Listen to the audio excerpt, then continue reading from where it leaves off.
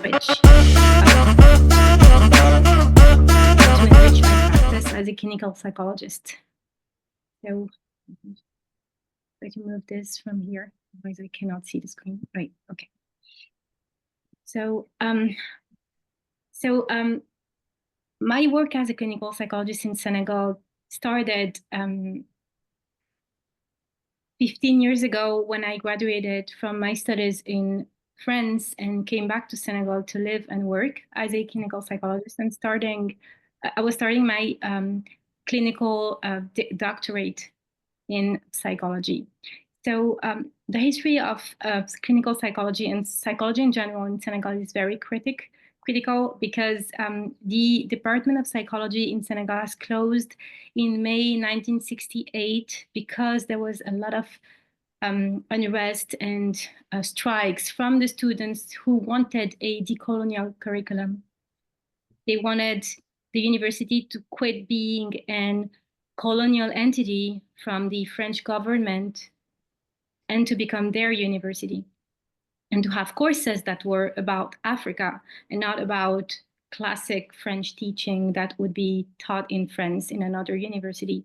So they closed the Department of Psychology in reaction to this riot and strikes.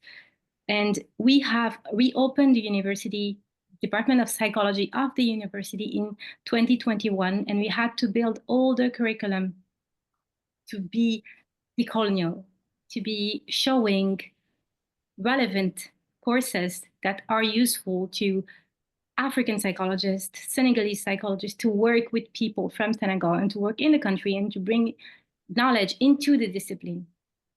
So it brought us to build tools that made sense to the population, that were rooted in some kind of knowledge that we had in the country. So the question we asked was, what's the future of clinical psychology in Africa, in Senegal in particular? So we were thinking about either integrating psychology into the Senegalese indigenous knowledge. So would we use our tools in clinical psychology, in developmental psychology that we learned in our trainings outside of the Senegal, because that's what we learned from university. And would we use those things to be integrated into the reality of people in Senegal? Or would we use what we knew as Senegalese people, like our Senegalese indigenous knowledge, into our representation of psychology? So that brought us into a double questioning in the whole department about how could we take each sector, each part of the field, and try to make it relevant to us, try to incorporate things that we had in our spaces, in our heritage, that would be interesting to the discipline and that would be beneficial to people. So we could elaborate these things and make them relevant and practical for our students to understand them and be able to work with those things. So that brought me to consider oral tradition and to understand its relationship with clinical psychology. So from what I've been researching about oral tradition was anchoring. For example, people in regular settings use a lot of oral tradition to support people's self-esteem, to make things to make things easier in the whole society to communicate about situations. For example, radios and community settings were used a lot during times of global awareness. For example, during COVID, during situation where there was a lot of fear in society. For example, during the Ebola period that we had in West Africa, people were using spaces where families would gather to transmit information for people to express what they thought about the situation and to be able to communicate on those things. So our tradition can be also empowering, and the process of narrativity has proven to be very efficient in clinical psychology. And also it was a good way to promote elaboration, like psychological elaboration of trauma, for example. So I was thinking about what our way of seeing things, our in Senegal, our way of seeing life, what it could bring to psychology, how it could make psychology, clinical psychology, better able to provide support, better able to understand people's ways of seeing life, people's trauma, for example, experience. So through our tradition, we can capture the philosophy, observe through specific example to illustrate it, and then we can develop tools that make sense to people. So I was thinking about how to use the knowledge we have to improve the discipline, to make it able to better understand the wide spectrum of people in society. And I was always in my work as a clinical psychologist and as a teacher in the university, I was always open about how the real diversity of humanity and how we can see it in Africa, how it could enrich the way the spectrum of psychology, how psychology can be better with us in it. So I used that, I was thinking about an example to demonstrate it. So there is a way of seeing the reality and the way of seeing the world that's very, very widely spread in West Africa. And I called it the parallelism because in our view of what exists and what doesn't exist, there is this way of seeing life and invisible world at the same time. And the representation of this philosophy that things do not cease to exist, they exist in a different way. And then something that can be harmful to us can be repaired in another way in a process of giving and receiving from biology, I mean, from the ecosystem and within people in humanity. And this view of, I think there is an author in South Africa, Eric Noyer, who called it TB logic. And that's this view of understanding things that do not stay Cartesian in a hard situation and can move through the frontiers of real and imaginary. So there is a ritual called Ndup here in Senegal that actually comes from this, is supporting this philosophy of everything about illness, about bad behavior can be explained through some kind of vibration that we can receive from invisible words. So it could be translated like feelings that we have that we do not accept in ourselves and that we can repair through a process of healing. And people showing signs of and symptoms of mental illness sometimes are feeling social pressure and guilt because these feelings are uncomfortable to bear and they're antisocial. So they can be navigated through a oral and common system through the community setting.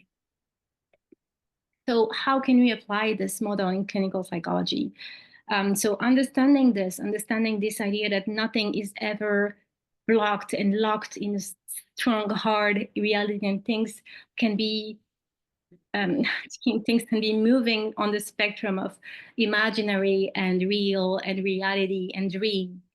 So, and when we understand this feeling, we can just we can just make more flexibility into the acceptance of things that are hard to accept and acknowledge the duality of being in this representation as a symbolic representation and philosophy. And for example, when we use storytelling as a projective mechanism, we can provide more elaboration on people's experience, more space for people to be able to express themselves without feeling judged about what is being real or not real about their statements. So as a conclusion, what I would say is that what is the addition of of psychology to indigenous healing?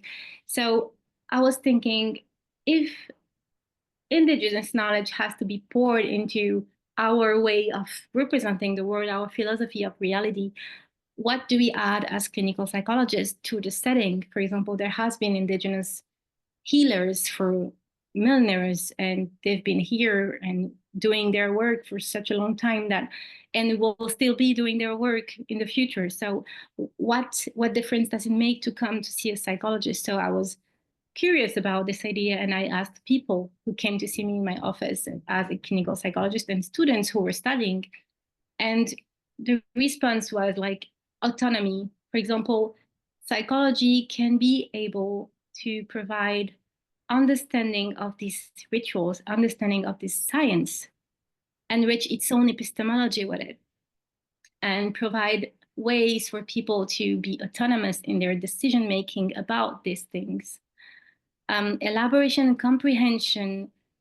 So indigenous psychology provides ways to symbolize, to understand signals and symbols about things that we can imagine in our life, for example, in our environment.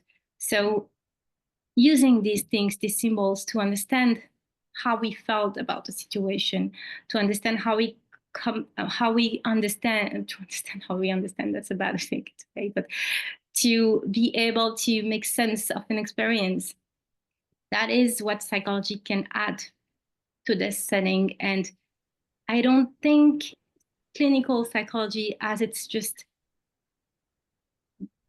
as it has been as a Western epistemology setting and Western theories, is actually representative of the whole reality, because even I do have sometimes European and North American patients who come to clinical setting, and I use the same techniques with them as with other people in my consultations, Senegalese people and other African nationalities.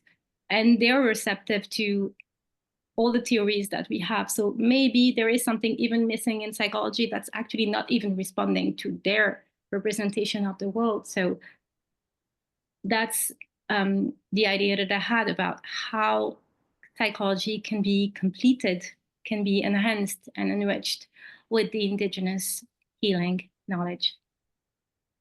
Thank you for your attention.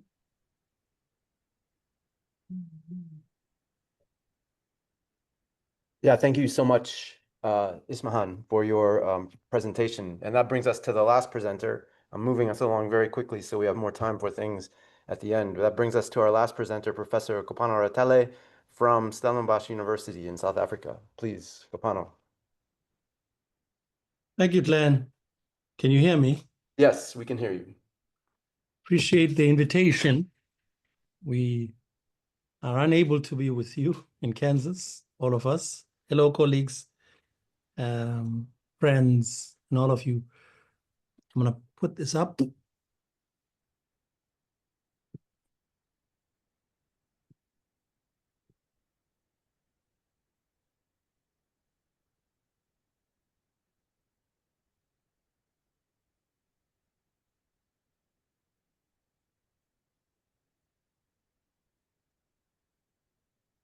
Len, you can see the slide. Yes, yes, great. We can see it. Don't be surprised with some of the things I'm going to say.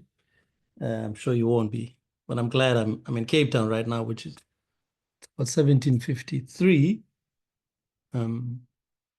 It's autumn and it's getting cooler. I like theory, so all of this is a theoretical piece.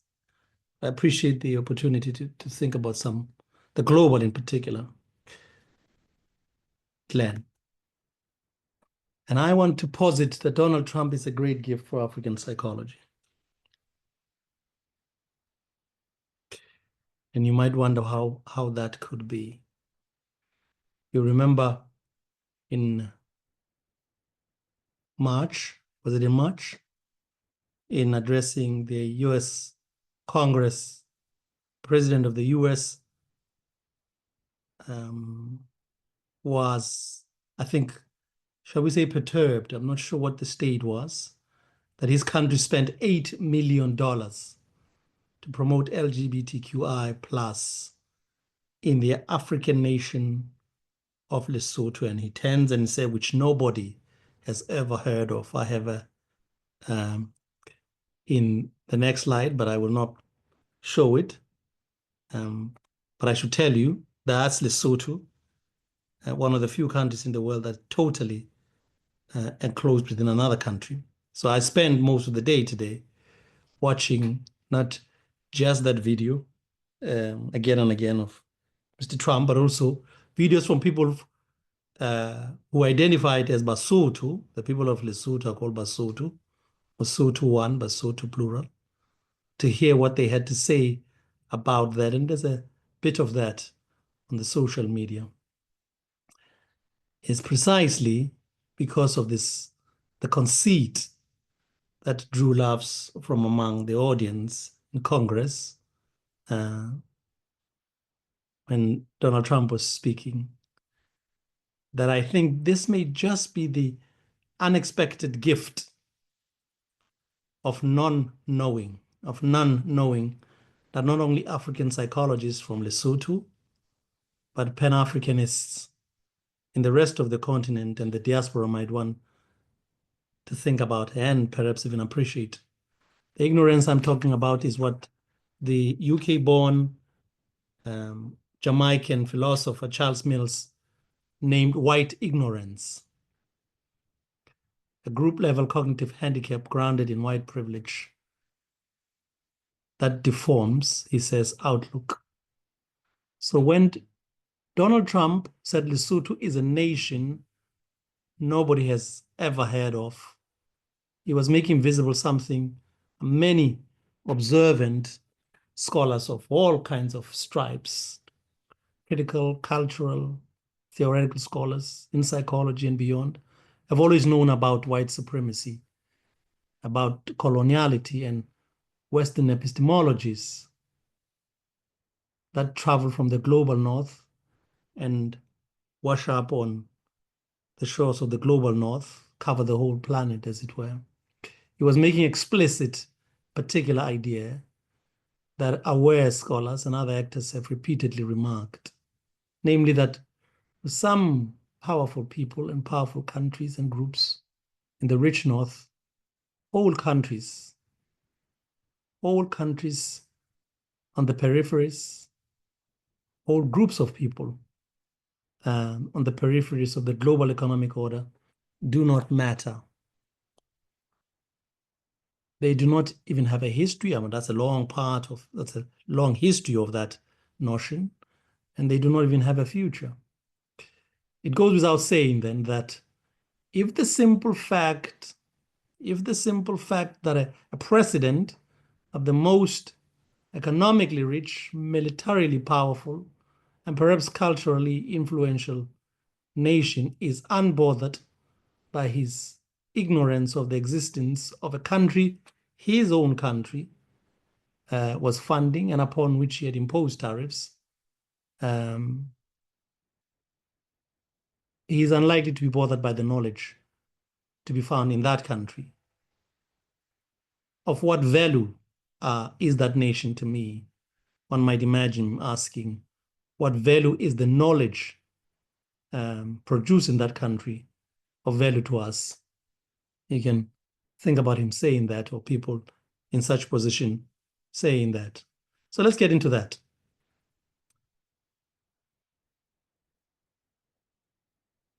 I have, for this, I went back and looked at some of the literature that directly or indirectly thinks about this question of African psychology in relation to the globe.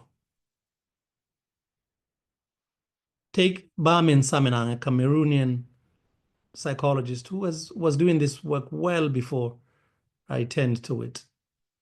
So in 2007, he said that in the discipline of psychology, at the time, a state that continues, Africa occupied what he called an outlier position in the psychology world, and that given its limited capacity to generate and share its own psychology, the region, the Africa region, was a net importer rather than a generator of psychological knowledge.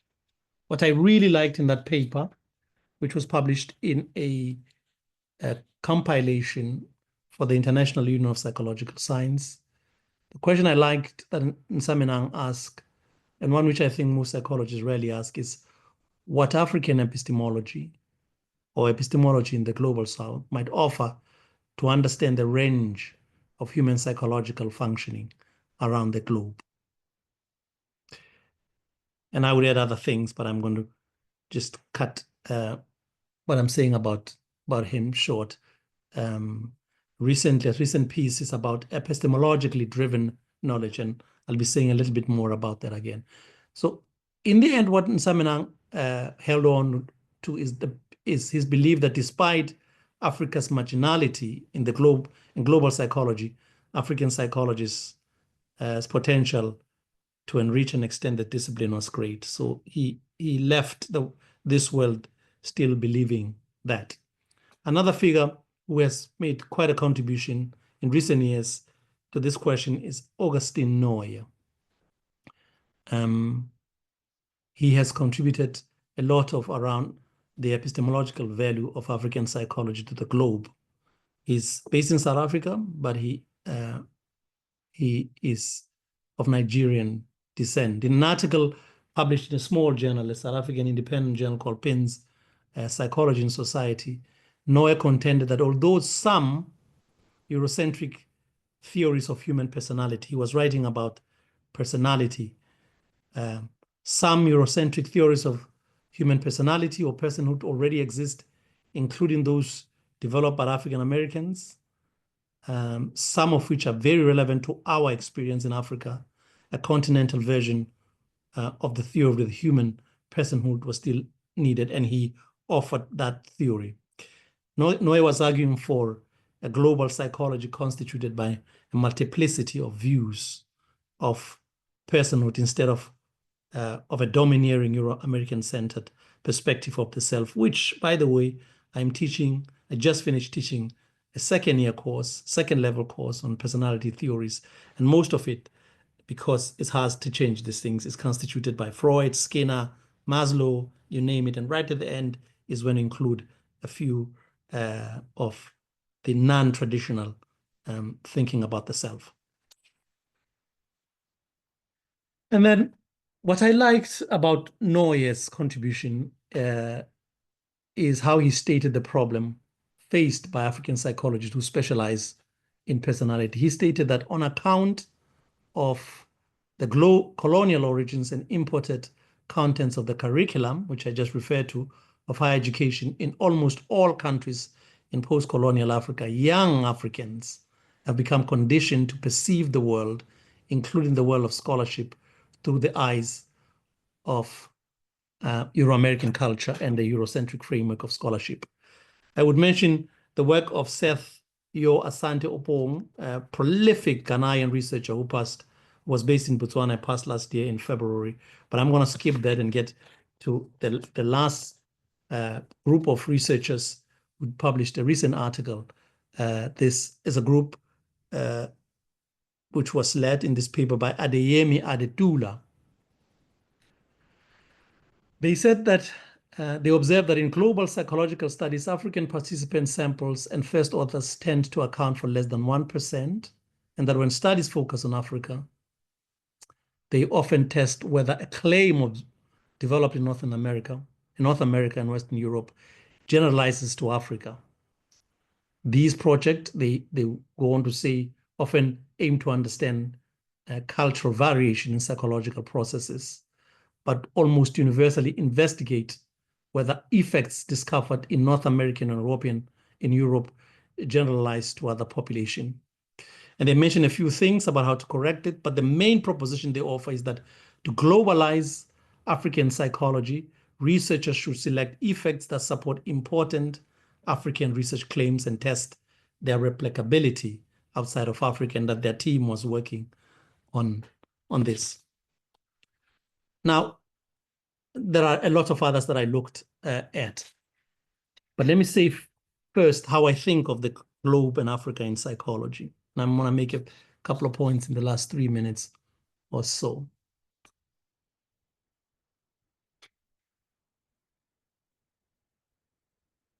Even if it may not be as loudly uttered as how Mr. Trump spoke about this, so to many scholars who are embedded in white and Western epistemologies of ignorance, who are located at the center of the global knowledge economy, but also in the global South, including South Africa, as Dr. Dlamini was saying, tend to fly past writing from African countries without any qualms. This is what globalization from above looks like. It's the globalization also of hegemonic knowledge. This is how it functions. It is extractivist globalization. It is heard in speeches about value-added commodities, in contrast to raw materials, for instance. It benefits the rich at the expense of the poor, the well-resourced at the expense of the under-resourced. It pits the West against the rest. In this globalization, Africa then provides raw materials. And countries like Lesotho are sites, specifically then in relation to knowledge and psychology, are sites for research and area specialization, but rarely analysis, explanation, and theories. Of course, there are times when researchers from the North, but also politicians and business people, may need to stop by and read African scholarship. This is likely to be in the research, if the research is published in the US, something I have spoken about it several times in top US and Western European journals, or if the researcher is looking for knowledge related to a specific area of study. But even if one is aware that something like racism, which, as Trevor Noah says elsewhere, South Africa has a quality racism. Even if South Africa offers a certain way of thinking about racism, researchers might just go by that, but sometimes they might stop. So African knowledge is instrumentally consumed rather than approached as immanently contributing to global understanding of the human condition. I don't have much time. I have about a minute. So I want to get to the last slide, and I'm not going to read all of it. This is an image of Grace Musila. So in contrast to those who happily live with white and Western epistemologies of ignorance, and so can well ignore the value of work by African scholars without any qualms, flying past the global North is not a luxury African psychologists and other scholars, such as some of us who have presented here. It's a luxury we can't afford. Flying to the global North, if you can, is probably something we have to do. So how do we do that? How do we engage the global North? Because we cannot avoid it, which is to say, how do we do African psychology for the world? Specifically, then let me turn to the relation between the global and the African. And really, it's encapsulated in this sentiment that Grace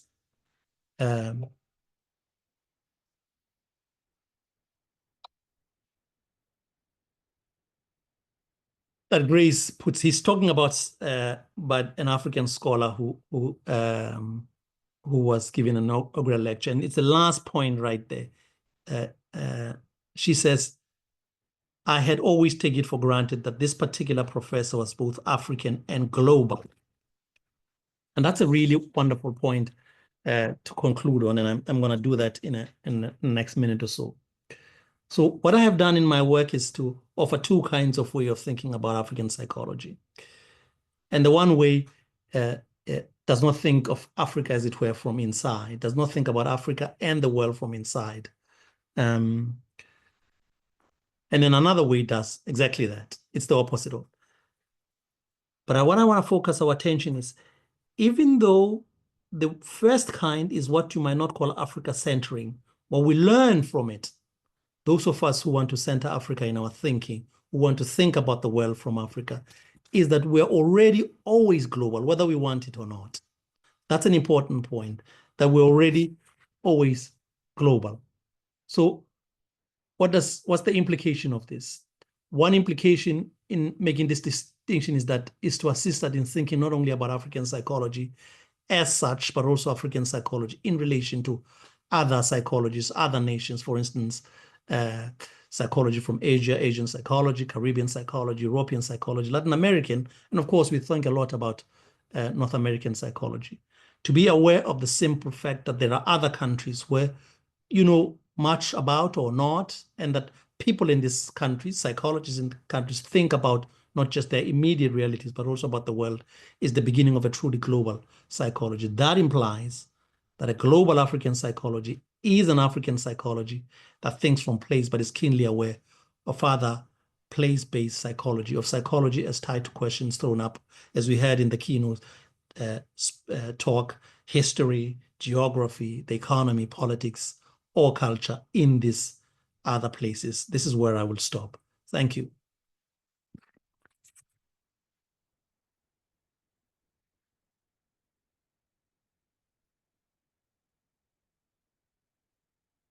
Thank you very much to both Professor Ratele and to all the presenters.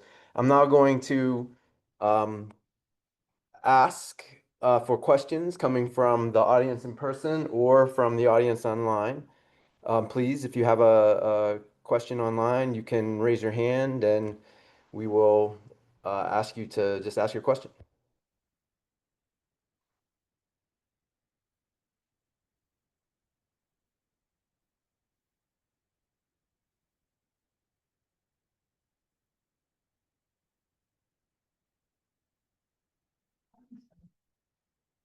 Yes, please go ahead. It's okay. I can go after him. I didn't see who it was. Sorry. Go ahead. So I really enjoyed everyone's presentations and what you all were talking about. I'm wondering in my mind as I was listening to everyone, and I think the last presenter spoke on this a little bit, but how do you all see us maybe, especially in the academy, not just in psychology, but across how we think about African indigenous knowledge, or how do you see us centering that work more in academia, and the work we do daily with students? I think that for us that work at colleges and universities, that's a big impact, you know, on students. We see it in the classroom and things like that. I'm wondering how you all do that in your departments, or maybe how we can incorporate that more, especially in the global north. So I think what the nice thing to do here, we'll try to take a set of 3 or 4 questions, and then we'll let all of the participants respond because we have only a short time for questions. I think that's what we'll do. Were there questions online? Yeah, please, Omar. Hi, can you hear me? Faintly. Is this better now or? That's better, yes. Okay, so thank you, the presenters, for sharing your work. I think one of the common themes across the 4 presentations is what Professor Ratele articulated as a place-based orientation to doing psychology. I think I'm interested in asking about the other side of African psychology. I think the African part is something there's a consensus with, that psychology needs to be place-based, account for historicization, geographic locations, and the flows of capital. But on the other hand, thinking about the other term, which is psychology, that is the process of the process of knowledge production, which is happening, and essentially thinking about, as Dr. Diop articulated, that as a clinician, producing theories and renegotiating epistemologies to incorporate epistemologies which are, as perhaps as Augustine Noy articulates, as post-empirical. In that sense, is that something which the speakers would like to comment on? Is the African part is fine, but what is African psychology's contribution to the notion of what is psychology, not just as a clinical practice, but as a process of producing basic knowledge and psychological research? Thank you. Maybe we can take one more question before we open it up to the presenters. So if you want to ask that question, now is your opportunity. And the presenters, if you have a question to ask to the others, please feel free.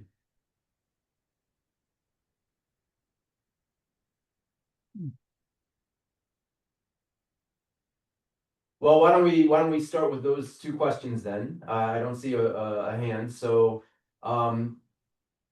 any of the presenters who wish to address the 2 questions on the table, please do so.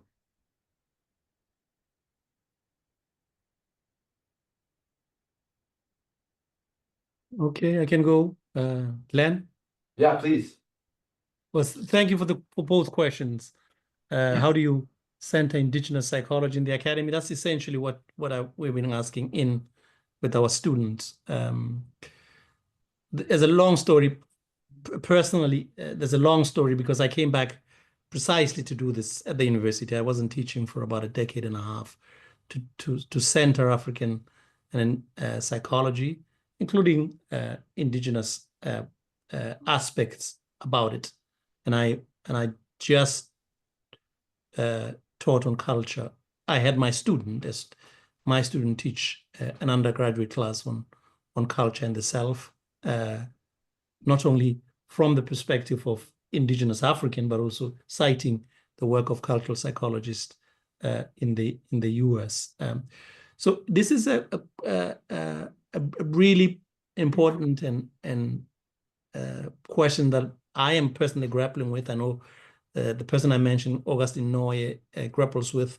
I'm sure the others here grapple with that question about how difficult it is sometimes, particularly in South Africa, that it takes a while to change the curriculum. It really takes a while to put that to put a full course, for instance, on the program. It takes up 2 to 3 years to do that. So those are the constraints one works in. But having said that, one can do these other things. You pick up a lecture, you change it. You think personally, you think it from Africa. You also introduce other kinds of reading, and you test on it. And that's one way. I'd like to hear others. The second question by Omar, I like that, because Omar, you're doing a mirror version of this, of what Noye's question in a paper in Theory and Psychology was, what is African psychology, the psychology of, a little bit of a mirror, because you're asking what is the psychology in African psychology. And I really think you and I could grapple with this question. By the way, a few years ago at a conference, this was one of the questions. And I recall that there was a suggestion that we should just abandon psychology. There was a real suggestion that it doesn't work. Let's just abandon it. People have brought new terms, and they teach. One person who teaches at the medical school, teaches psychology, runs the clinical program, was saying, let's use this word moya, swamoya. Basically, it's about spirit, right? It says, let's perhaps use an indigenous word called moya to talk about spirit, because people tend to speak about it. I think Ismahan might attach herself to that.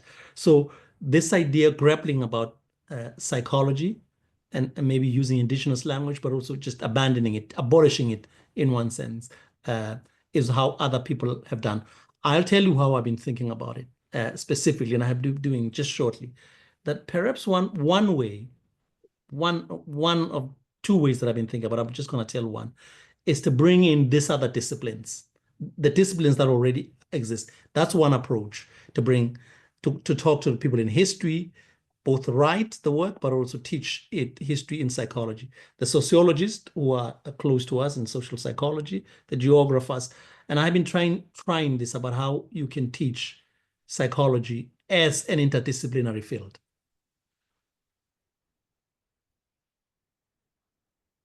So Annabelle, please, I think you have your hand up. Yes, thank you very much for the response. I was thinking about the term indigenous African psychology, specifically the visceral reaction people have to the term indigenous. The moment you say this is an indigenous African psychology or indigenous study coming from Africa, then it limits its applicability, or people feel, oh, then this is for Africans. But my framing and thinking around this is that it's a study or a project that is done in Africa. It doesn't need to, it's about the human experience. And so that can contribute to the global discourse about whether we call it psychology or whatever name we give it. But people are very reluctant